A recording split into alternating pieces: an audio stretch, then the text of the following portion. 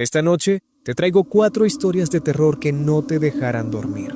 Relatos nacidos en carreteras malditas, ríos que lloran a sus muertos, pactos con el charro negro y un trato directo con el mismísimo diablo.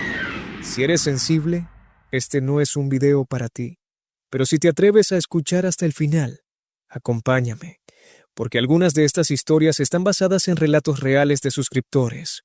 Apaga la luz, ponte cómodo y recuerda que en cualquier momento podrías aparecer en el siguiente relato. Esto es Terror con el Profesor.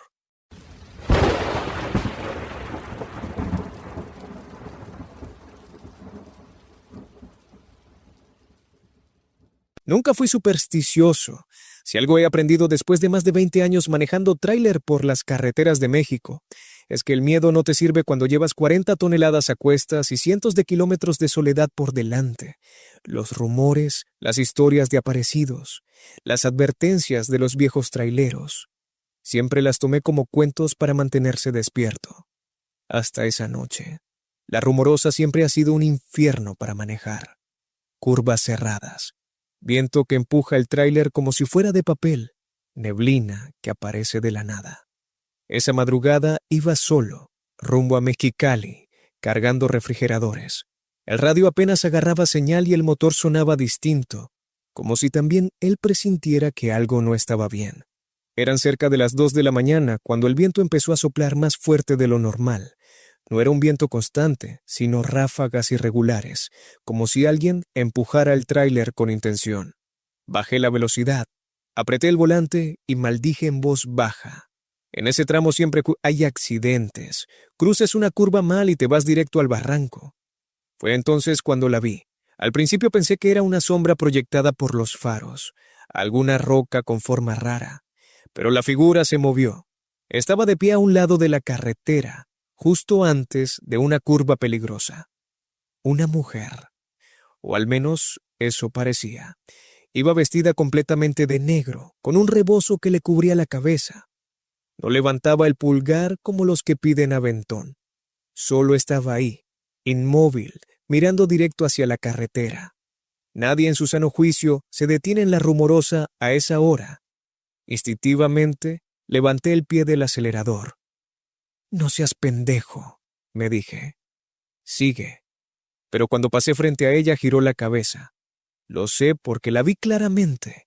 Y entonces ocurrió algo que todavía me cuesta explicar. Sentí que me estaba mirando por dentro, no a mí, sino a algo más profundo, como si supiera todo lo que había hecho y todo lo que aún debía. Seguí manejando. No me detuve. No volteé por el espejo. 10 segundos después, el motor comenzó a fallar. Primero fue que halló un jalón seco, luego otro. Las luces del tablero parpadearon y el tráiler empezó a perder fuerza justo en plena subida. Frené, bajé cambios, intenté mantenerlo con vida, pero era inútil. El tráiler murió en medio de la carretera. Me quedé ahí, con el viento golpeando la cabina y el silencio apretándome el pecho. Tomé el radio. ¿Hay alguien en el canal? ¿Algún tráiler cerca? Pregunté. Solo estática. Apagué el motor por completo y respiré hondo. Pensé en bajar, revisar el cofre. No quería dar y hacerlo, pero no tenía opción. Abrí la puerta y el frío me cortó la cara como navaja. Cuando mis botas tocaron el asfalto, lo primero que noté fue el olor. No era tierra húmeda ni gasolina. Era un olor viejo, rancio, como a hierbas quemadas y carne pasada. Un olor que no pertenecía a la carretera. «No mames», murmuré. Escuché pasos detrás de mí, lentos, arrastrados. Me giré despacio. Ahí estaba ella, la mujer del rebozo negro. No sé cómo había llegado tan rápido. Estaba a menos de 5 metros de mí. Su rostro seguía cubierto, pero sentía su mirada clavada en mi pecho. «¿Problemas, trailero?», dijo. Su voz no sonaba como la de una mujer normal. Era grave, rasposa, como si viniera de muy lejos. «Se me apagó el motor», respondí tratando de sonar tranquilo. «Ya viene ayuda». Ella soltó una risa baja. «Aquí no viene nadie a estas horas». Tragué saliva. «No necesito nada, señora». «Gracias». Di un paso atrás. Ella dio uno al frente. «Siempre necesitan algo», dijo, «aunque no lo sepan». El viento se calmó de golpe. Un silencio antinatural nos rodeó. «Yo puedo ayudarte», continuó. «Puedo hacer que tu camión arranque y que llegues con bien. ¿Y qué quiere a cambio?», pregunté sin pensar. La risa volvió, más fuerte. «Nada que no estés dispuesto a dar». Sentí un escalofrío recorrerme la espalda. Miré, mejor me meto a la cabina. Hace frío. Intenté pasar junto a ella, pero cuando quise avanzar, mis piernas no respondieron. Era como si el suelo me tuviera atrapado. «No me mires», ordenó. Y fue entonces cuando levantó el rebozo. Su rostro no era un rostro humano. La piel parecía reseca, cuarteada como tierra agrietada por el sol. Sus ojos eran completamente negros, sin blanco alguno, y su boca estaba llena de dientes irregulares, amarillos, demasiados. «Te he seguido desde Tecate», dijo, «desde que pasaste por aquel cruce donde mataron a la mujer y al niño. Recordé el accidente, recordé cómo no me detuve, cómo aceleré para no llegar tarde». «No fue mi culpa», susurré. «Nunca lo es», respondió. «Pero las deudas se pagan». Se acercó más. Pude sentir su aliento frío. «Dame un recuerdo», dijo, «uno que te duela, y podrás irte». Un recuerdo. El más importante. Pensé en mi hija, en su risa, en su voz llamándome papá cuando regresaba de viaje. «No», dije, «eso no». Ella chasqueó la lengua. «Entonces, dame otra cosa». Sentí que algo me presionaba el pecho, como una mano invisible. «Tu camino», susurró. «A partir de hoy nunca volverás a estar completo». No entendí lo que eso significaba, pero asentí. Quería irme, solo irme. Ella extendió la mano y tocó mi frente. El mundo se volvió negro. Desperté dentro de la cabina con el motor encendido y el radio sonando. El viento había vuelto. Todo parecía normal. Arranqué sin mirar atrás. Llegué a Mexicali al amanecer. Desde esa noche, algo en mí cambió. Ya no recuerdo el rostro de mi hija con claridad. Sé que la amo, sé que existe, pero su cara, su voz, se me escapan como humo. Y cada vez que cruzo la Rumorosa, la veo en el espejo retrovisor. Siempre sonriendo, siempre esperando que me detenga otra vez.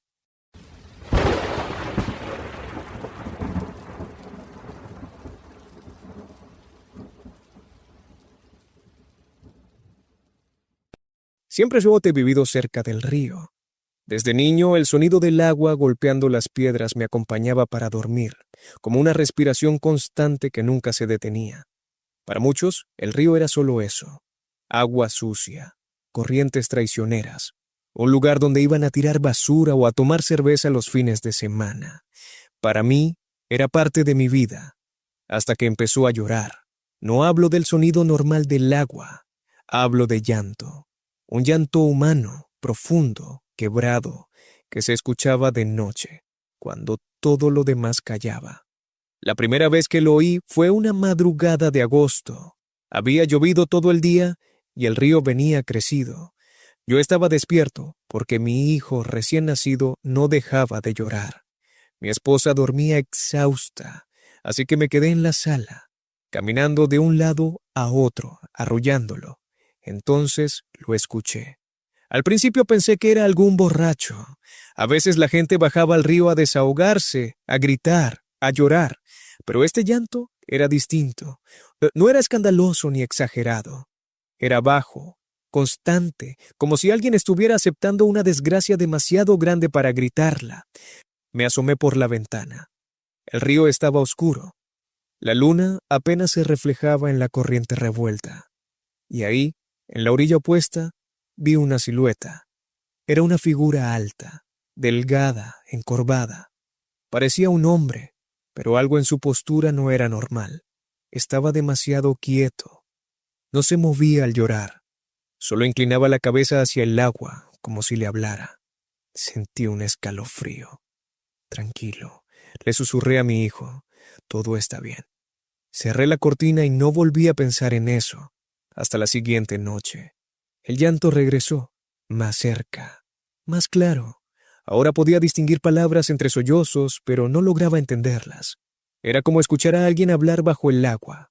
Frases rotas, lamentos incompletos. Esa vez salí al patio. El aire estaba frío, pesado. El río olía mal, como a metal y tierra podrida. Caminé hasta la cerca que daba al borde y miré hacia abajo. La figura estaba ahora de este lado, a menos de 20 metros de mi casa. Señor, llamé. ¿Está bien? El llanto se detuvo de golpe. La figura levantó lentamente la cabeza. No pude ver su rostro con claridad, pero sí sus ojos. Reflejaban la luz de una forma antinatural, como los de un animal atrapado en los faros. Se me fue, dijo con voz temblorosa. El río me lo quitó. Sentí compasión. Pensé en mi hijo dormido adentro. ¿A quién?, pregunté. A mi niño. Dio un paso hacia mí. No se acerque más, le dije, con un nudo en la garganta. Solo quiero encontrarlo, respondió. Pero el río no lo devuelve. Retrocedí lentamente. Puedo llamar a la policía, ofrecí, o a alguien que lo ayude. La figura soltó una risa ahogada. Ellos ya vinieron, hace muchos años, y entonces lo entendí. No recordaba cuándo, pero sí había escuchado historias. Decían que décadas atrás, un hombre había intentado cruzar el río con su hijo durante una crecida. Los arrastró la corriente. Solo encontraron el cuerpo del padre, nunca el del niño. Usted, murmuré, usted está muerto. El llanto volvió, pero ahora era más fuerte, más desesperado. No, gritó, no hasta que lo encuentre. El agua comenzó a moverse violentamente, aunque no había viento ni lluvia. Corrí dentro de la casa, cerré la puerta con seguro y desperté a mi esposa. Le conté todo. Ella me miró pálida. No vuelvas a salir, me dijo. Lo que sea que esté ahí, no es humano. Esa noche nadie durmió.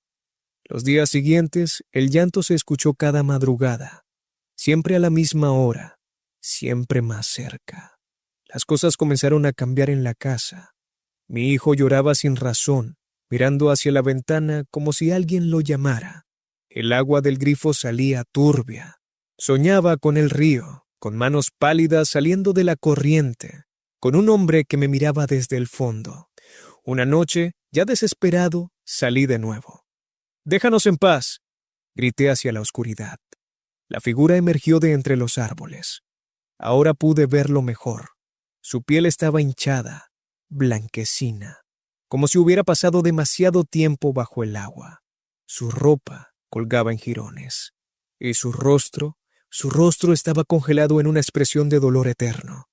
«Ayúdame», suplicó. «Tú eres padre, lo entiendes». «No puedo», respondí llorando. «No puedo». «Entonces dame al tuyo». Sentí que el mundo se detenía. «¿Qué dijiste?» «El río siempre cobra», dijo con voz hueca. Yo di al mío. Ahora me toca recibir. Retrocedí, pero el suelo estaba mojado, resbaloso. Caí de espaldas. El espectro avanzó dejando huellas de agua a su paso. «No», grité. «Lárgate». El llanto se convirtió en un alarido ensordecedor. El río se desbordó de repente, como si algo gigantesco se moviera debajo.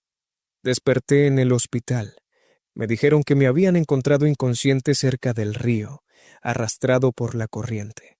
Mi esposa estaba a mi lado, llorando.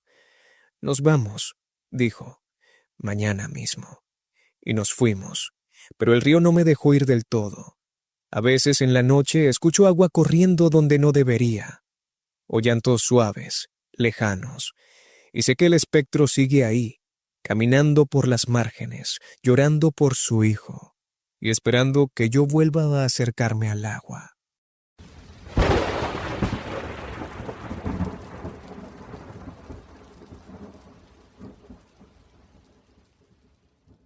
En Jalisco, todos han escuchado hablar del charro negro. No importa si eres de rancho o de ciudad, si crees o no en esas cosas. Su nombre siempre aparece en alguna plática, en voz baja, casi como si decirlo en voz alta fuera una invitación. Yo crecí escuchando esas historias, y como muchos pensé que solo eran advertencias para asustar a los jóvenes ambiciosos, hasta que me encontró a mí. Mi familia siempre fue pobre, no miseria absoluta, pero sí esa pobreza que se hereda, que se pasa de generación en generación como una maldición silenciosa. Trabajábamos tierras ajenas, sembrando para otros, viendo cómo los hacendados engordaban mientras nosotros apenas sobrevivíamos. Yo estaba cansado, cansado de ver a mi padre morir doblado por el sol, cansado de promesas que nunca se cumplían. Quería más, necesitaba más. Fue una noche de luna llena, cuando regresaba a caballo después de dejar un encargo en el pueblo vecino. El camino de terracería estaba desierto, flanqueado por mezquites y campos oscuros. El aire olía a tierra seca y a estiércol, y el único sonido era el trote lento del caballo. Entonces, escuché otro. Un galope. Volteé y lo vi acercarse desde la distancia. Un hombre montado en un caballo completamente negro, tan oscuro que parecía absorber la luz de la luna. Vestía traje de charro impecable, bordado fino, sombrero ancho. Su figura imponía respeto y miedo. «Buenas noches», dijo al emparejarse conmigo. Su voz era educada, profunda, demasiado tranquila. «Buenas noches», respondí, incómodo. «¿Camino largo?», preguntó. «Como todos por aquí», sonrió levemente. «Dicen que estos caminos son injustos, que algunos nacen para andar siempre en ellos, y otros para ser dueños de la tierra». Sentí un escalofrío. «Así es la vida», contesté. El charro negro me observó con atención. «No siempre», dijo. «A veces solo falta hacer un trato». Mi corazón empezó a latir con fuerza. «¿Qué tipo de trato?», pregunté, aunque en el fondo ya lo sabía. El caballo se detuvo, el mío también, como si obedeciera una orden silenciosa. «Tierra», dijo, «riqueza, respeto, todo lo que nunca te darán por las buenas. ¿Y a cambio?». La sonrisa desapareció. «Solo aquello que no usarás después». Supe que debía irme. Espoleé el caballo, pero no se movió. «No tengas miedo», continuó. «Muchos hacendados que hoy presumen su apellido aceptaron mi oferta cuando no tenían nada. No creo en eso». Mentí. El charro negro levantó la mano y señaló hacia el valle. De pronto, vi casas grandes donde antes solo había campos. Vi ganado, vi dinero, vi mi nombre pronunciado con respeto. Vi a mi padre viejo, descansando. Vi a mi madre bien vestida. «Todo eso puede ser tuyo», susurró. «Y más».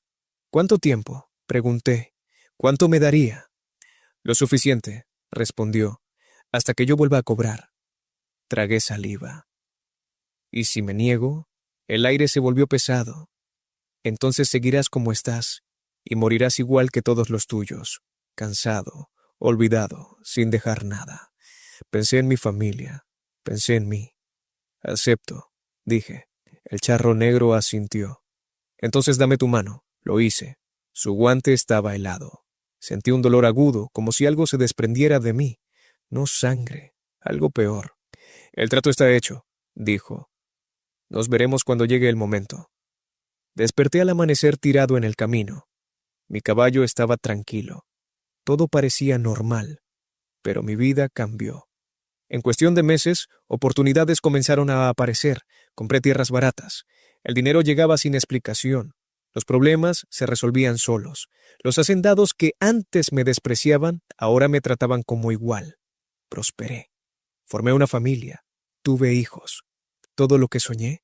Pero cada año, la noche de luna llena, escuchaba un galope lejano y envejecía más rápido que los demás. El día que cumplí 50 años, el charro negro volvió. Apareció en la entrada de mi hacienda, elegante como siempre. «Es hora», dijo. «Aún no», supliqué. «Mis hijos me necesitan». El trato era claro. Sentí como el aire se me iba del cuerpo.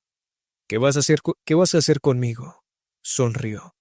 «Lo mismo que tú hiciste con los que vinieron después de ti». Entendí entonces, cada trato alimentaba al siguiente. Cada alma sostenía la riqueza de otro. Dicen que desde entonces, en los caminos de Jalisco, se ve a un nuevo charro vestido de negro, buscando hombres ambiciosos. Si lo ves, no aceptes, porque el charro negro siempre cobra.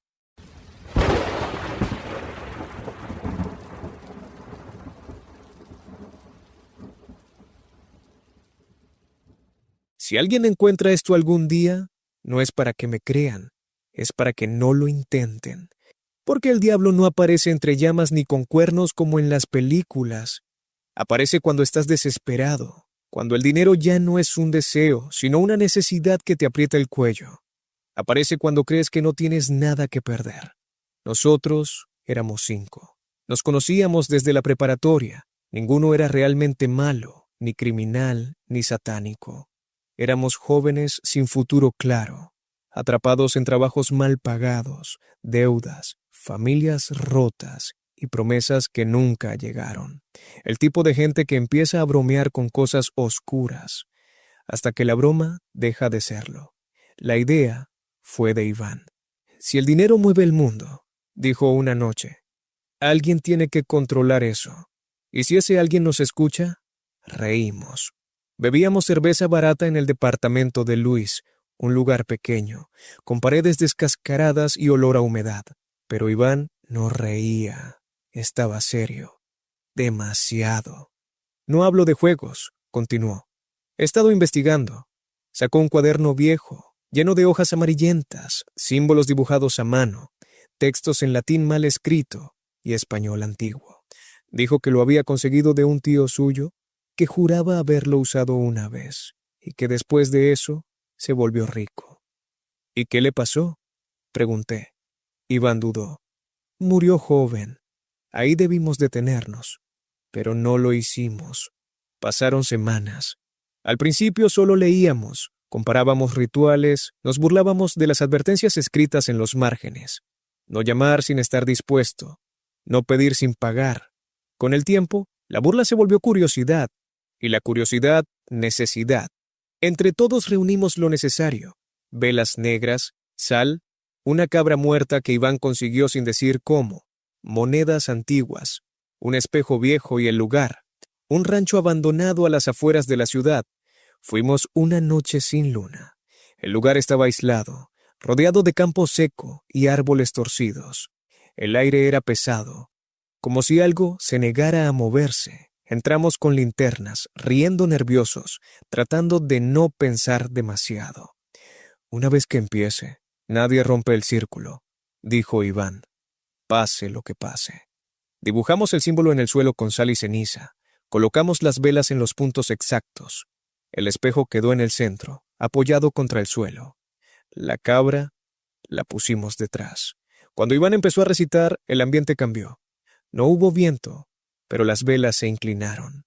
No hubo ruido, pero el silencio se volvió insoportable.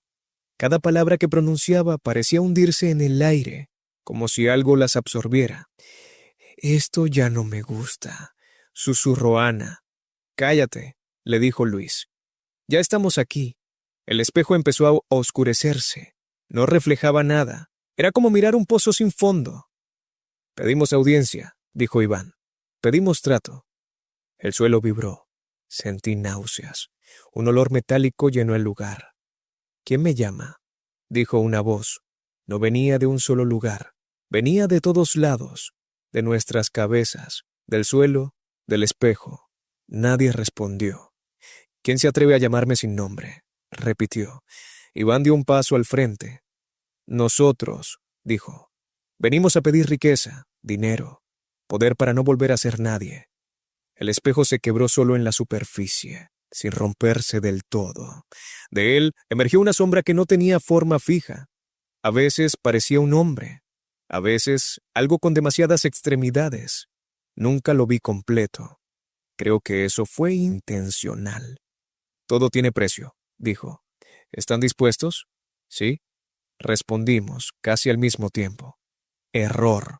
La sombra se movió alrededor del círculo, observándonos uno por uno. No se pide en grupo, dijo. Cada alma tiene su valor. Ana empezó a llorar. Yo no quiero, dijo. Ya no. La sombra se detuvo frente a ella. Demasiado tarde. Las velas se apagaron de golpe. El rancho quedó en oscuridad total. Escuchamos un grito. Cuando las linternas volvieron a encenderse, Ana ya no estaba.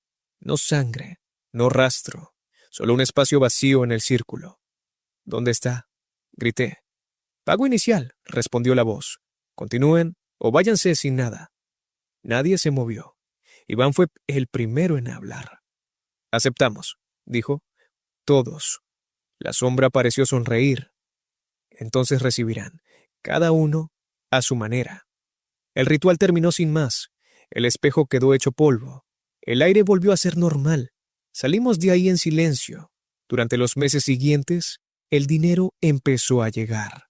Inesperadamente. Premios, negocios que funcionaban sin razón, herencias, oportunidades absurdas. Cada uno prosperó. Pero también empezaron las pérdidas. Luis perdió a su hermano en un accidente. Iván enfermó de algo que los médicos no podían explicar.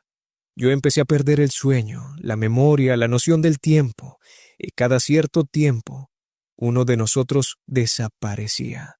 Primero fue Carlos, luego Iván. Quedé solo. Ahora entiendo el trato. No pedimos dinero, pedimos tiempo sin miseria, y lo pagamos con todo lo demás. Escribo esto porque anoche escuché la voz otra vez, ya no en sueños, en el espejo de mi baño. Tu parte se acaba, dijo. Fuiste el último. No estoy huyendo. No sirve. Si alguien encuentra este mensaje y piensa intentar lo mismo, no invoquen nada que esté dispuesto a escuchar, porque cuando el diablo acepta un trato, nunca es para que tú ganes.